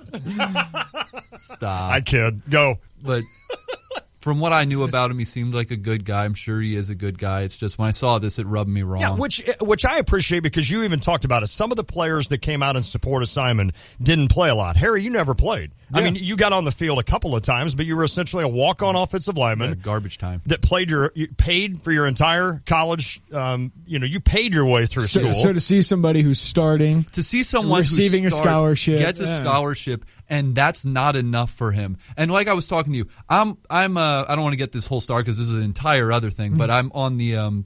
I support the idea that maybe athletes should get paid in college. Okay. But that's a whole other thing. But for this not to be enough for you, it's just it's mind-boggling. Should universities though cover medical expenses when you get? Oh God, yeah, definitely. Yeah. Afterwards, because they do when you're here. Yeah. For the most part, right? It depends on what it is. I mean, if you break your leg 10 years after you play football, they shouldn't cover that. But if it's something that has a recurring injury, if it has to do with your time playing, I agree. Yeah, but I mean, yeah, exactly. When I got hurt, it was the end of the season. He had left or dismissed or was left the team or something. But I got nothing but support from all the coaches and all my teammates. It was not my experience. I hear those stories more than I do the other side of it. And keep in mind the health issue. I mean, that's even NFL. Yeah. I mean, they fight for that in the NFL to be able to pay these guys that were injured and have debilitating injuries even after. That's what's interesting about this settlement. Yes. Is does it set a precedent that schools like if a kid has multiple knee injuries, are you and he has long-term effects of that? Are you paying for that as a university? Who's the kid? Should they? I don't know. I don't know the answer to that. Who's the kid that came in here and visited with us? He was an offensive lineman, Corey Lewis, who was injured. I mean, he played like 6 years, right? He had like 5 ACL tears. Yeah, I mean, so you look at a guy like that and say, played on an ACL tears last year. I mean, you look at a guy like that and say, well, maybe Corey might be sitting there now going, man, I should have done this. Where's my 250? And that's the line that you worry about crossing here with stuff like that. But when you're making how many millions of dollars off these kids, that's exactly right. I can understand. Fans might be, where's the line for this? But they're the ones putting their bodies at risk. Absolutely, and I understand they're getting paid a scholarship. They're getting paid now a stipend. But is that enough? I mean, it's the continual. What is the right payment for these people? Correct. And it's the continual dichotomy of college athletics. Yes. It's not amateur. No. They try to still be amateur sports. It's not. It is a billions of dollar business. Big time. And that is that'd be a fun segment. That'd be a fun segment to talk about. Should players get paid? Should they get paid more? I a lot of times go the other route that I still think they shouldn't. But that would be a fun segment. I think that would be one that would really elicit a lot of thoughts. So maybe we'll do that in the future. So that'd be a good summer segment. Just teased us. I mean, you got a couple minutes if you want to get. Well, we could do it. I just, like, for me, I'm getting ready to put a son through college soon, right? Yeah. And I'm going to have to pay for the entire thing. So if I found out that Lucas could get a scholarship somewhere to golf, let's say, and he gets a full ride, absolutely, then I, as a father, would be like, yes. Do you know how much money that's going to save me? I think for 98% of the kids, a scholarship and a stipend. Yes. Because players can't have a job. Right. And that's why you have some kids going in and stealing money from people. That's exactly because right. Because they don't have money to go get food for a day. Yes. So that stipend, I think, needs to be a little bit more so those kids don't feel the need to do that. But I think there's a 2%. Yes. That deserve way more. There's no doubt than the other 98%. Like D. Brown. I mean, what all he did for this university on a national level. His best money making years were in college. Yes, that's exactly. And he couldn't capitalize. And he couldn't make money off of it. The thing that's always bothered me is that an athlete can't work, and I get why, because all of a sudden, you don't have time, right, Harry? You don't have a lot of time, and then you worry about boosters maybe giving a kid that's only going to push a broom, and they're paying car him. Dealership job. Exactly. So that's the thing that I think the university could do a better job of, and I don't mean just Illinois, but all universities, in terms of having a work program almost for athletes and saying to you, all right, Harry, here's the deal. We are going to allow you to work and make money, and this is what you're going to do. You're going to go mow the soccer field. You're going to go do this. But you have somebody, a committee that's over it, making sure that you're not mowing my yard in Philo and I'm paying you $50,000 a summer to do it. You know what I'm saying? I mean, that's the interesting part. The thing that bothers me is when people say athletes get scholarship and other players other students at a university, they pay their way through school and they get jobs. Why can't athletes just do that? Because we're spending 30 hours a week, no doubt, at our sport, which should be considered our profession if you're there for 30 hours a week. On top of 12-hour, 15-hour school schedule. There's no doubt about that. And there's no doubt that I respect that. I know, like in radio, television, I probably spent 20 hours a week on my own, not getting paid, doing radio stuff, doing TV stuff, essentially what you would be doing at practice. But yet I get it 100% because you're having to do that for studies, plus you still have this other thing. You're getting up at 5 a.m. when other students aren't getting up till 9 or 10. I mean, just there's so many layers to this that I can see both ways. Okay, you're doing that. How much is that company making off you compared absolutely. to football and basketball? Absolutely. I mean, this isn't an easy topic. It's not an easy answer. Right. That's why the NCAA seems to be struggling with it so much, but they're also trying to keep this amateurism, which is at the basis of everything they do. Correct. When these universities and athletic departments and coaches and ADs are making just billions of dollars. Making bank. Exactly. Harry, thanks, buddy. Can I say one more thing? Yeah, go. I just think that a good maybe short-term solution, and I was saying this to Jeremy in the break, is that you give players in any sport what minimum wage would be if they had a job during their time playing a sport, just so they can provide for themselves. Fair enough. I think that makes sense as a maybe. So like 20 hours a week is what you're supposed to work, right? Each week. And what's that? What's minimum wage now? $8 an hour. It's something. It's enough to provide for yourself above the scholarship. I would agree with that. Yeah, I wouldn't mind that. I mean, that is something, again, because who's funding it? Well, that's the problem, right? And because your average student then is able to. I am able to go work at McDonald's, or I'm able to go get a job at the bowling alley, or whatever I'm thinking. Bar backing. Or working at a bar, which I never did, and I always wanted to, and I still want to. It's still my dream. Still my goal to be a bartender. Buy a bar. Can somebody out there hire me as a bartender one night a week? Buying a bar seems like a fun idea, doesn't it? Totally. And then you actually got to do it. Until about the third week when you sit there and you're opening up again and you're cleaning in the morning and you're like, what am I doing? NBA Finals Game 1 tonight. Let's preview it. I'm getting jacked. Yes? Yeah. Should I be? Warriors Cavs, man. I know. I'm actually excited about this. Part 3. Everyone knows Part 3 of a movie trilogy is great. I want to ask you. Except right. Right. I want to ask Matt Sillage. Not LeBron, not Steph Curry, not Kevin Durant. Who's another guy that's really going to have a major impact on this series? Not the stars, not Kevin Love. Oh, the 7 All-Stars in this series? Right, exactly. Who's the Dellavedova of this series? I want to ask him if he's got an answer to that. All right, Matt Sillage, Tay and J, NBA expert, up next. It is the Tay and J Show. Experience what makes Eastland Suites the best, like unique accommodations for guests who need extended stays. full kitchens, patio and balcony access, and grills in the courtyard for cookouts. Extended stay guests also love the free Wi-Fi, fitness center, and complimentary hot buffet breakfast. And Tanya, don't forget about the full-service lobby bar, large swimming pool, and the free shuttle, and the... Experience the best. Experience Eastland Suites. Book online at eastlandsuitesurbana.com. The Snyder Company. Hanson's Auto Repair in Urbana is a family-owned and operated full-service garage. For over 40 years, they've offered friendly atmosphere, quality work, and reasonable prices. Whether it's an oil change, brake service, or engine replacement, Hanson's Auto does it all. They're a locally owned dealer who cares, providing fast, comprehensive, and expert service. Family-owned, operated, and trusted since 1966. Hanson's Auto Repair, 1202 East Washington in Urbana. Open 8 to 5 Monday through Friday. Visit them online at hansonsautorepair.com. ESPN Radio Sports Beat. From Charlotte, here's Dari Noka. Think about how much hinges on tonight. Game 1 of what might be the most highly anticipated NBA Finals ever. On the heels of what was the most boring NBA playoffs through 3 rounds. Our collective patience, our collective hope, our collective ability to say, okay, all that garbage was worth it to get to this. Thrill us, wow us, do not bore us. Stay close, Cavs and Warriors. Come down to the fourth quarter or beyond. Nobody blow the other out. Goodness knows we've seen enough of that over the last 6.5 weeks. We have the best player on earth and his really good running mates against the first Big Four in NBA history. What's not to love? Speaking of love, he might just be the biggest key in the series. He's playing as well as he's ever played as a Cavalier. If he knocks in 40% from downtown and helps Tristan Thompson and LeBron on the glass, he offsets Draymond Green and to some degree Klay Thompson, and he gives his team a shot. You've heard enough breakdowns. I'm really just pleading. Please give us 7 games of heart-stopping drama in 60 seconds. I need to understand this.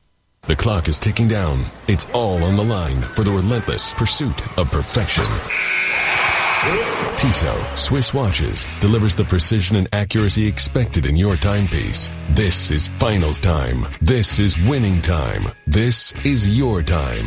Tissot, official watch of the NBA Finals. Give the gift of time this Father's Day. Shop the Tissot collection available at Jared, the Galleria of Jewelry, and Jared.com. AutoZone presents Keeping Cool. When the AC is on the fritz, your commute becomes a hot mess. Luckily, AutoZone carries AC Pro refrigerant that helps restore cold air in only 10 minutes. And right now, you can get 20 ounces of AC Pro refrigerant with hose and gauge for just $39.99. So visit your local AutoZone. With over 5,000 locations, the right supplies and good advice are just around the corner. Let's get you what you need. See store for restrictions and details. Get in the zone, AutoZone. Okay, Bryce Harper gets hit in the hip by a fastball. Bryce Harper then runs to the mound, somehow throws his helmet sideways. That must be a 6th tool. And then he throws a pretty good punch at a pitcher. It starts a brawl. He gets ejected. And Major League Baseball suspends him 4 games. So, at that time, MLB decided that what Bryce Harper did was worthy of a 4-game suspension. Not 1, not 2, not 3, not 5, but 4 games. Okay, then Harper says he's going to appeal. So all of a sudden, Major League Baseball says, hey, let's avoid the appeal and work this out. How about 3 games, not 4? Bryce says, cool, and drops the appeal. Then why did baseball originally give him 4 games? The actions didn't change. Nobody ever even heard an appeal. There wasn't one. It was a 4-game suspension before, so why isn't it now? I'm confused, but still kind enough to bring you this ESPN Radio Sports Beat. I'm Dari Noka.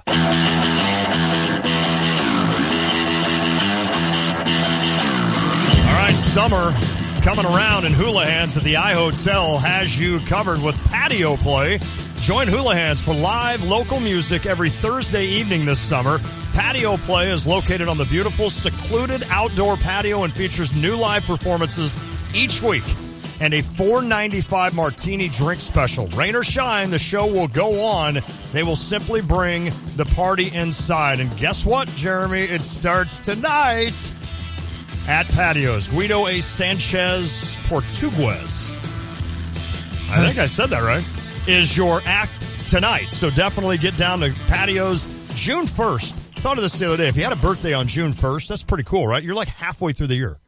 You're like the halfway spot of the. That's kind of cool. I guess. It's July 1st. Would it be July 1st? Yeah, it'd be July 1st. It would be July 1st. Or June 30th. Or June 30. Probably would be the better. Yeah, I thought about that. I'm like, or would it be cool. like July 3rd because February is so short? See, now we're going to bring up a whole nother. now you're going to rack my brain around. Do you like where your birthday is? February 1st, yes. Okay. Because you had Christmas. Yes. And then you have like second Christmas. Good call. And then you have Easter. That's a good call. Then it's a long haul. Yep. But yeah, it was always nice to kind of have second Christmas. Then you got to dig in for that long haul until gifts come again. I was October 9th, so it kind of started out pre-Christmas. Like you had that, then all of a sudden you got candy at Halloween. Then you had Thanksgiving, and that's Lon's Christmas. Right. It's Halloween. And then Christmas, and then it was the long haul for me. But yeah, I always liked October. Game 1 of the NBA Finals tonight, 8 o'clock on ESPN. There are 7 All-Stars in a single NBA Finals. That's second most, tied for second most all time. In 83, Lon's 76ers against the Lakers had 7 All-Stars. And back in 1962, when it was Celtics-Lakers, there were 8 All-Stars in that game. This is the 4th straight year LeBron James enters the NBA Finals as an underdog.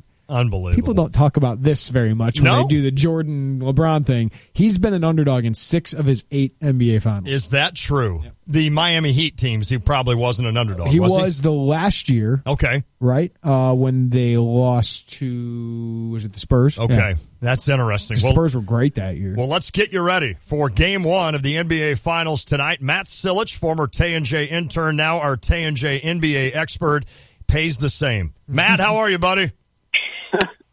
I'm doing great. I'm, as always, as I say every time I come on here, I'm thrilled. I love this part of the NBA season. The playoffs are obviously incredible. And given that these playoffs have been a bit disappointing with a lot of kind of, just not so great series, not too exciting, I'm hoping that the finals will finally deliver on the excitement that we've come to expect from this league. How would you rate your excitement compared to the last 2 versions of Cavs versus Warriors? I would say I was most excited the first year. Yeah. But I think because I just, you didn't really know. You didn't know if the Warriors were ready, and you kind of, LeBron had kind of come back, and it was a really sort of shocking thing that you were still feeling at that time. But last year, I sort of thought it was predetermined that the Warriors would just sort of run away with it. And that clearly was not the case, even though it looked to be that way early on. So I was probably least excited last year. This year, now we have, that this is the rubber match storyline, the trilogy, whatever. I think that adds a little bit of excitement. I'm still not quite as excited as the first year, and that's mostly because I really feel like Golden State is just really, really good. Yeah, but I'm still pumped for this series. I think the storylines are still really good. I want to get to that because I want to ask you, because Jeremy and I both think 6, but I want to ask both of you guys this: where will last year's finals go down in terms of? And I'm talking all sports. I mean, last year in general in sports, we had it pretty good. Well, yes. I mean, you think about the Patriots, Falcons, the Cubs and the Indians. Matt, that was definitely one of the more memorable ones, given that the Warriors were up 3-1 and given what LeBron did with Cleveland. Well, if you think about just from a logical standpoint, that Warriors team had the best regular season in NBA history, and the NBA is notoriously top-heavy, and you had this heavy underdog Cleveland team come back from down 3-1, and it's been repeated so many times that it's like almost a cliche now, but it's still hard to believe that really happened. And so I think it's got to go down as one of the biggest title series or game upsets that we've ever had. I mean, it's not probably quite on the level as like a 2007 Giants Patriots when the Patriots were basically undefeated at the time, but I think it's probably close to that level because even with LeBron, there was no conceivable way that Cleveland was going to win that series, and yet they did it anyway. Well, Matt, the Warriors obviously clicking really, really well, but so are the Cavs. How can the Cavs have an advantage? Where can they have an advantage in this series? Well, I think you have to look at the ways they got it done last year, and a lot of that was just physicality. There was a really good article on 538 earlier today by Chris Herring, a fantastic NBA writer, and he said the Cavs basically need to play football to beat the Warriors. And I really like that point because what really took Steph Curry out of his game last year, and, there was some other injury-related stuff going on, sure, but they took him out of the game by running pick and roll after pick and roll with his man, with Kyrie Irving, and often Kyrie would set screens, then LeBron would come around, and all of a sudden you have a LeBron on Steph Curry matchup. LeBron is really going to do some damage driving to the hoop like that. So I think if you can just get into matchups where you can wear down Steph Curry, that is really going to help the Cavs this year. I also think that turnovers were a big part of, this Warriors team. If they do have weaknesses, one, rebounding, and two, careless turnovers. And Steph is susceptible to sort of just not totally having his head in the game from the start. And so he tends to just kind of throw it away. Even in Game 7 last year, we saw him sort of do a weird behind-the-back pass late to Klay Thompson, who was setting up for an open three, and it just rolled harmlessly out of bounds. And that's, for some reason, he just can't quite completely lock in at times. And I think if you can take advantage of those moments or those quarters, especially like early on in this series when the Warriors may not be taking the Cavs completely seriously or may not be totally ready for this, I think that is, the sort of moment that the Cavs could really take advantage of. Is there more pressure on Durant or Steph? Ooh. Durant. I think Durant has more pressure on him this series than people are anticipating. I don't think people are properly discussing how much pressure's on him, because when you think about the move he made from a career standpoint, right, it's sure. I think on a personal level there was a personality aspect to it, a teamwork aspect. He wanted to be in a better environment just as a person, but at the same time, it ultimately boils down to, from a basketball standpoint, he wanted to do it so he could get a ring. He's going to get probably several rings, but because of that fact, now he has to deliver, and I'm just intrigued by the possibility that Kevin Durant hasn't had a moment this big. I think in 2012 when he made the finals and they played the Heat, they were sort of the underdogs, and you felt like no matter what, this team that Thunder team had a future anyway. So even if they lost, it was okay. It was kind of an acceptable loss regardless. This time, that's not the case. These Warriors have been the best team. Oh, well, what in the world is that all about, He just Matt? hung up on us. If you're an expert, you can't just hang up on a radio show. We'll call Matt right back. I want to ask him, if you're not an average NBA fan, but you're excited and you want to watch this finals, I want to ask him how Durant being there changes, how it changes. Yeah. I mean, because I think, what will he do? What will he do on that court? I know he's great. He's 7 foot and can shoot from anywhere, basically. I don't think he's quite 7. But I just want to ask him that question, like, what will that change as opposed to last year? He's a little bit of an underrated defender, too. Is he? Yeah. I was going to ask you that. Well, right. He can close out. I mean, what's his wingspan, 7'2" or something like that? It's ridiculous. Is it crazy that, like Steph, we don't... I mean, because he's not taking as many shots, right? We don't talk about him as much. I feel like we haven't talked about him at all. Like 2 years ago, we talked about him all, or was it last year? I mean, he was 2 years ago. 2 years ago, he just took over as the funnest guy to watch. Yes. I mean, he's still a video game. Right. But, his percentages have gone down a little bit. His scoring, stayed pretty consistent given who he's playing with. Sure. And he's averaged 31 points the last 5 games. Man. So he's playing really, really well. But he had a bad last 4 games last year. Yes, he did. Last 3 games. Yes, he did. In that NBA Finals last year. Klay Thompson kind of took over for them last year. And Kyrie outplayed him. Yes, he did. That's exactly right. Is it ridiculous if I ask, who would you rather have the next 5 years? Ooh. Kyrie Irving or Steph Curry? Oh, wow. That's a heavy question. I'm not sure you want to ask me that question. I don't know. I mean, because Kyrie can just get to the hoop, but Steph is maybe the greatest shooter we've ever seen. And I'll tell you what, though, Kyrie has knocked down some big shots. He's clutch. He already has that name, if you will, that reputation of being clutch. And he's playing with LeBron. Yeah. And I know, look, that sounds great. I'd love to play with LeBron. It'd be easy, right? It'd make my game better. But it's sometimes that's not easy to play with the best player in the world. So it's just texting me. His phone just completely crashed. Right in the middle of that interview. He said he's texting me from his... You know what? He's back to being computer. An intern now. He's lost his... You are no longer the Tay and J NBA expert. If you're going to come on with us, why don't you charge your phone, Matt? No, I'm kidding. Hey, those things happen. So, I mean, how intrigued are you going in? Because you're not a big NBA guy. I'm very intrigued with Durant. And I think the pressure... What if he has... I mean, the Warriors are so good, they could win this in 5. Yeah. I agree. Right? I mean, LeBron will have a game where he'll win it. Right. He'll take over. I mean, he did 2 a couple years ago when there's no one else around him. Crazy. Right? Dellavedova was the second best player there. But it's really if Durant has a turtling moment. Yeah. I mean, if all of a sudden he just hides in his shell. That's exactly right, because when you think about what he did and how beloved he was at Oklahoma City and the fact that he basically chased a ring. And that's what we talk about, right? And I don't blame him. I don't blame him at all. And I do think he wanted to get away from Russ. Yes. I just don't think those two gelled very much. So the pressure on him then. I mean, being around Steph and Clay and Steve Kerr. It's got to be a fun environment. Those are good, fun people to be around. I mean, Draymond might be that kind of persona on the court, but off the court, he's known as a pretty good dude. And where would you rather live, Oklahoma City or in the Bay? Yeah. I mean, let's be honest, if you're going to break it down to that. But I don't blame Durant for doing what he did. Because all we talk about with these guys is, they don't have rings. Yep, that's exactly right. If they don't have rings, your legacy's nothing. That's exactly right. I mean, Karl Malone was still one of the greatest players I've ever seen. Yeah. And Durant, you know what he did before? He won his MVP. Gave it to his mom, right? Yeah. Said she was the MVP. You're the real MVP. He proved everything he needed to as a player. Now it's time to go get some rings. And if you want to say, well, he's just going to play with these guys because he's not good enough on his own, that Oklahoma City team was pretty solid. That's the difference between him and LeBron. Yes. LeBron didn't have the roster around him.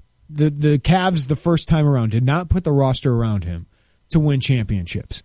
Right? I mean, he did it by himself with Larry Hughes and Boobie Gibson and old Anton Jameson and old Zydrunas Ilgauskas. I mean, those are the next best players on those teams, and he got one to the NBA Finals. Yeah. Now, he had moments where he had to learn how to win. The Celtics smacked him in the face, and he quit in that series before he went to Miami.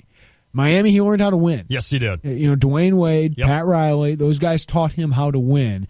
And if he doesn't go to Miami, the Cavs don't get the pieces. Nope. To put real pieces around him, right? It's interesting. Kevin Durant had a title contender. Yes, he did. Oklahoma City was up 3-1 on the 73-win Warriors last year. Wow. And him and Russ just turtled. Yep. And they just fell on themselves and collapsed on themselves. And instead of coming back to do it and compete with them, like, you know, the guys did in the 90s or whatever it was, he left to go for the team that he lost to.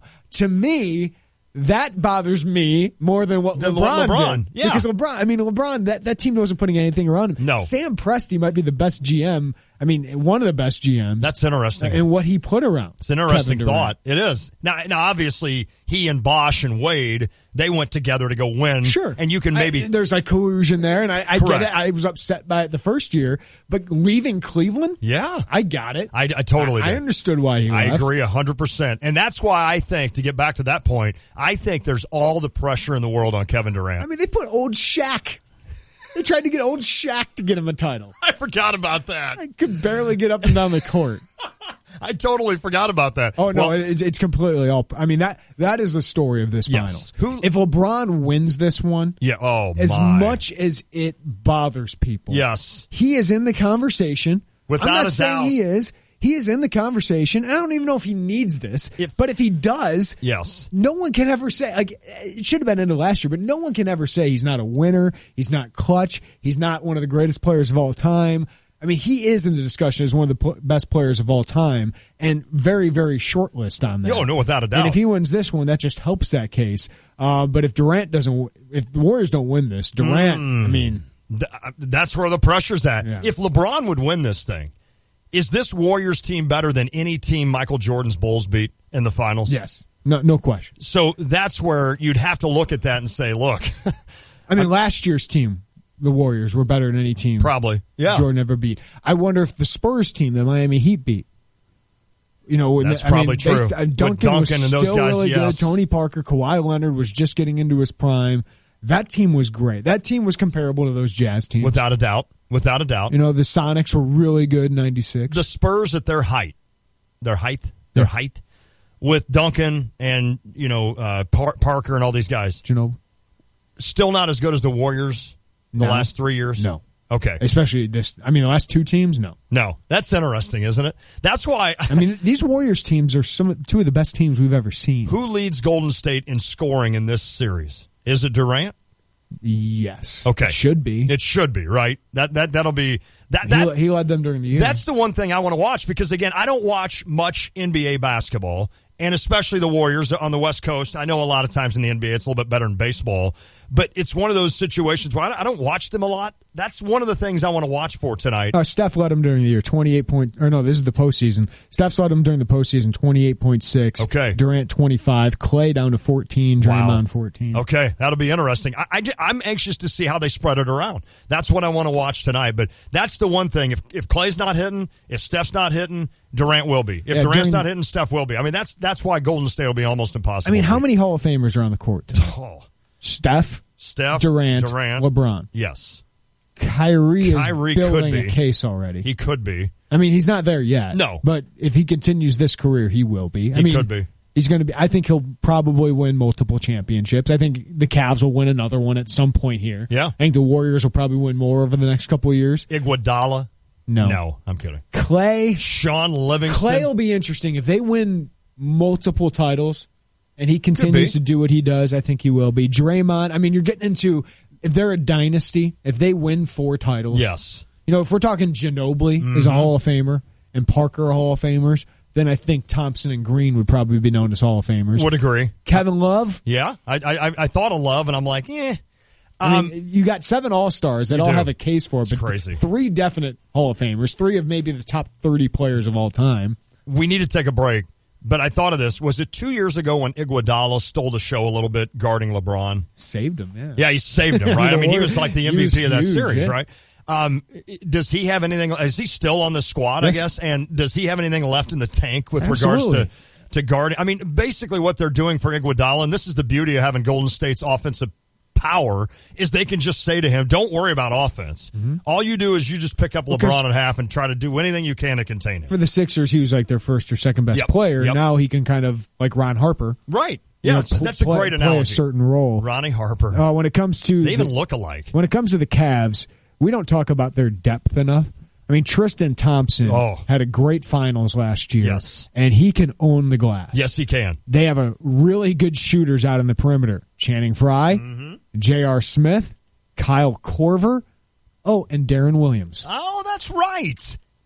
Darren would be the first Illini to ever win an NBA title. Isn't that amazing? And Iman Shumpert's a good defender. Richard Jefferson's a good defender. Yeah. They are really deep. Man, they've got some veterans. They got a lot of shooters around LeBron and Kyrie. Think about the veterans on that team that you just said with Channing Frye and I mean, that's a bench mob. That is, there's no doubt about that. I mean, it's going to be fun. It will be. And Andrew Tay will be on, he'll be on pins and needles throughout this thing. Because he calls the Warriors trash. I always remember during the NBA Finals were great because you did no problem staying up late because you're out of school. Exactly. Yeah.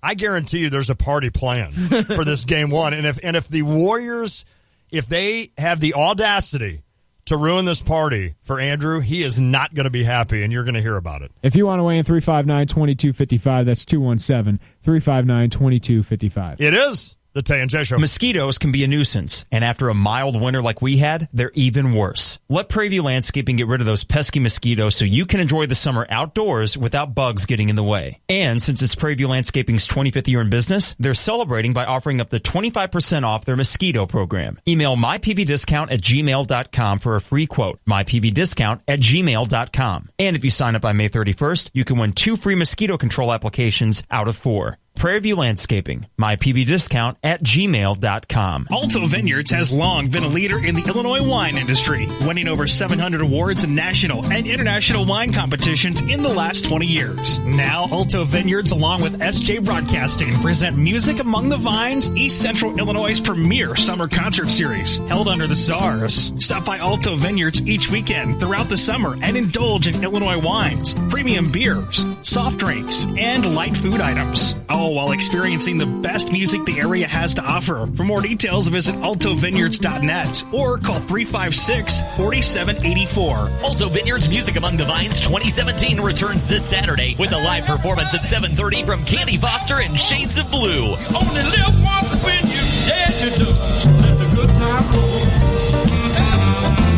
Let the good time. Don't miss Candy Foster and Shades of Blue. 7:30 this Saturday at Alto Vineyards. Then Sunday, it's a live performance from Billy Gull. More details at altovineyards.net. Are you looking for a new home or planning to refinance your existing home? Hi, this is Todd Durakan from First Federal Savings Bank of Champaign-Urbana, getting you and your home faster with loan closings in 30 days, mortgage loans and refinancing that's fast, friendly, and local. We invite you to visit our experienced team of mortgage experts to find out how First Federal Savings Bank can help you with your loan closing in 30 days. For more information, visit 356bank.com. First Federal Savings Bank of Champaign-Urbana. Get what you want out of life. Member FDIC, Equal Housing Lender. Life is full of twists and turns. You can't see the unknown, but you can certainly prepare for it. Pekin Life Insurance Company offers a variety of term and whole life insurance policies that are designed to meet the needs of individuals and their families. Options include transitional life, universal life, preferred whole life, family term life, and many others. Visit PekinInsurance.com or ask your local Pekin Insurance agent about an affordable, beyond the expected life insurance policy that's right for you. Protect your future with AA Marshall Home Inspection Services. Buyer's inspection with a buyback guarantee and seller's inspection. No surprises before closing. Owned by me, Aaron Allenbaugh, and my wife Kim, and serving all of East Central Illinois. Get more details and schedule your inspection today at aamarshall.net. Winter, spring, summer, or fall, all you have to do is call Matex Heating and Cooling to take advantage of Train's Weather Any Season sale. Weather Any Season sale. Choose between special financing for 6 years or special trade-in allowances on qualifying Train systems. Call 355-9700 or visit us online at mattexservice.com for more information. It's hard to stop a train. Any season, any weather. Matex Heating and Cooling, servicing East Central Illinois. Subject to credit approval. Call for details. It was big, huger than huge. Big would be an understatement. Wow, this is giant. It's Rosati's Pizza's Big Deal Beginning of the Week sale. This Monday and Tuesday, the big, huge deal is coming your way. Score a 14-inch, 2-topping thin crust pizza with a 2-liter for $17.10. Rosati's continues to celebrate their 10th anniversary with really large, big deals. A 14-inch, 2-topping thin crust pizza with a 2-liter for only $17.10 at Rosati's Pizza. 701 South Gregory and online at myrosatis.com. Carpenters Local 243 in Champaign, Illinois wants to thank the contractors, developers, and business owners who utilize the skills and services of union carpenters on their projects. Carpenters Local 243 members are part of the world's highest skilled, most productive workforce. Members and contractors are committed to apprenticeship training and an ongoing journeyman skill advancement program. This provides the labor resources to ensure projects are completed. For a list of responsible contractors, call Carpenters Local 243 at 356-5463.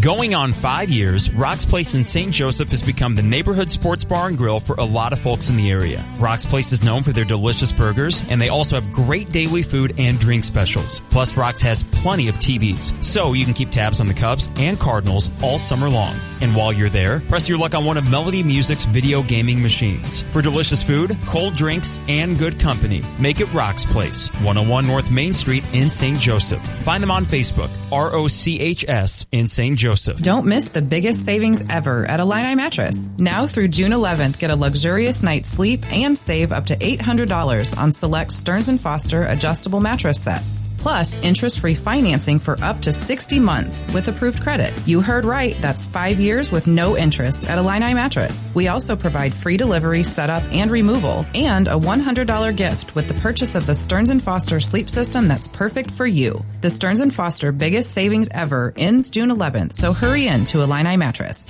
When you're heading home, Tay and J are on your way talking sports. Weekday afternoons 3 to 6 here on ESPN Radio 93.5. It is the Tay and J Show, ESPN Radio 93.5. Jeremy Warner taking you home till 6 o'clock. Got a couple minutes here. Hey, Harry, get on the mic here because you've been watching the NHL Stanley Cup Finals. We haven't given them any pub so far, and I know you're really into it. But Penguins take a 2-0 series lead last night. Great game until the third period, but the Penguins really in control of the series. Yeah, they came out in the third period with a vengeance. Yeah. What's his name? Gensel scores 10 seconds in. He's the hero of Game 7, right? Was it the same guy? No, that was okay. Kunitz. Gensel scores. He had scored their past 2 goals and then makes it a third right there.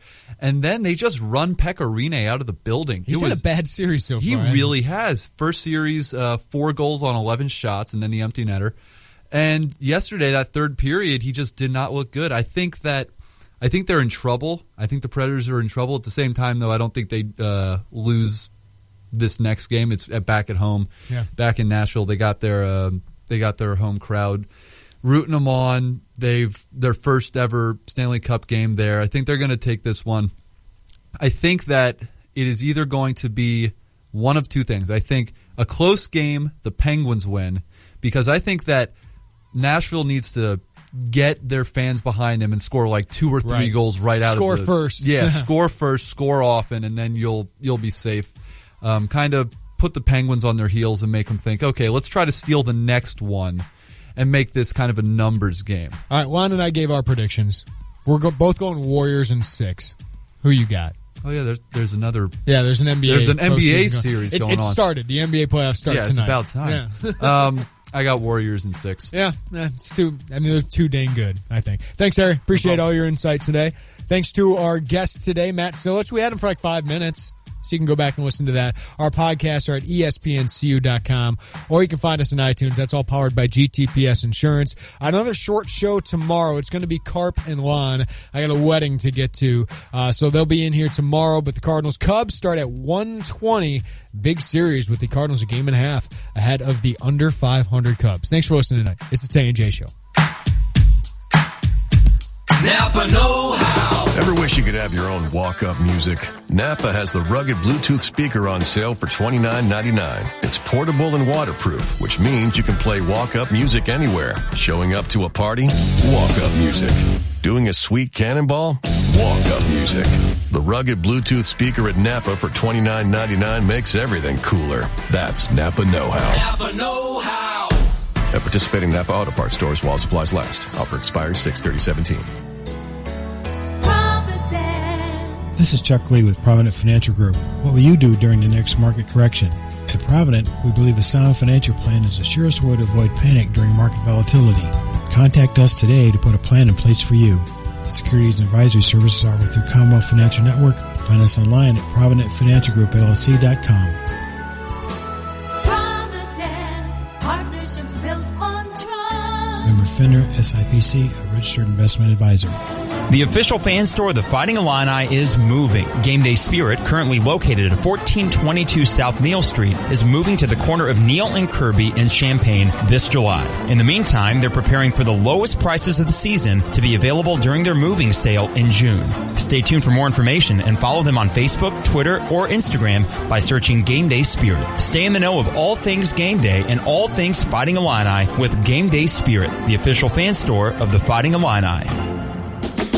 Hey Cardinals fans, have you thought about making a trip to St. Louis with your family? Well, the perfect time to do it is coming up, the weekend of June 9th, 10th, and 11th. It's the Ritz Kickoff to Summer Weekend, and it's loaded with great promotions. Friday, June 9th, it's the Orlando Cepeda Bobblehead, presented by AAA Missouri. 30,000 fans ages 16 and older will take home the bobblehead of the 1967 MVP. Saturday, June 10th, the adult all-over print shirt. It's a full-button shirt that's celebrates being a fan of the Cardinals. You can wear it with pride. Sunday, June 11th, all kids 15 and younger receive the Rawlings Kids Baseball Glove. That day's also a Six Flags Day and a Family Attractions card giveaway. It's the weekend of June 9th, 10th, and 11th. The Cardinals take on the Phillies. Great giveaways for you. Make the trip to Busch Stadium. Tickets available at cardinals.com/promotions. There's only one Cardinals baseball. Guidance, trust, protection, service. It's the mantra of GTPS Insurance. When you work with GTPS, you'll never have to call an 800 number in a different state. You deal with people who live and work in our community and know it's important to your business. GTPS is your local source for business insurance, property, general liability, workers' compensation, and group health insurance, and they'll work with you to formulate the best package for the needs of you and your business. Contact a GTPS insurance agent today at 359-9000 or visit online at gtpsinsurance.com. Need an oil change? See your Champaign CarX man. Right now at CarX Tire and Auto, get a full-service oil change starting at $24.99 with tire rotation and brake inspection. From oil changes to engine repair and everything in between, CarX Tire and Auto has been serving Champaign for almost 40 years with 3 convenient locations. Your Champaign CarX man has the right oil for your vehicle at a great price, $24.99. Stop in, call, or schedule online at CarX.com. Don't worry, call the CarX man. You're listening to WSJK ESPN 93.5 Tuscola, Champaign-Urbana, your home for the St. Louis Cardinals.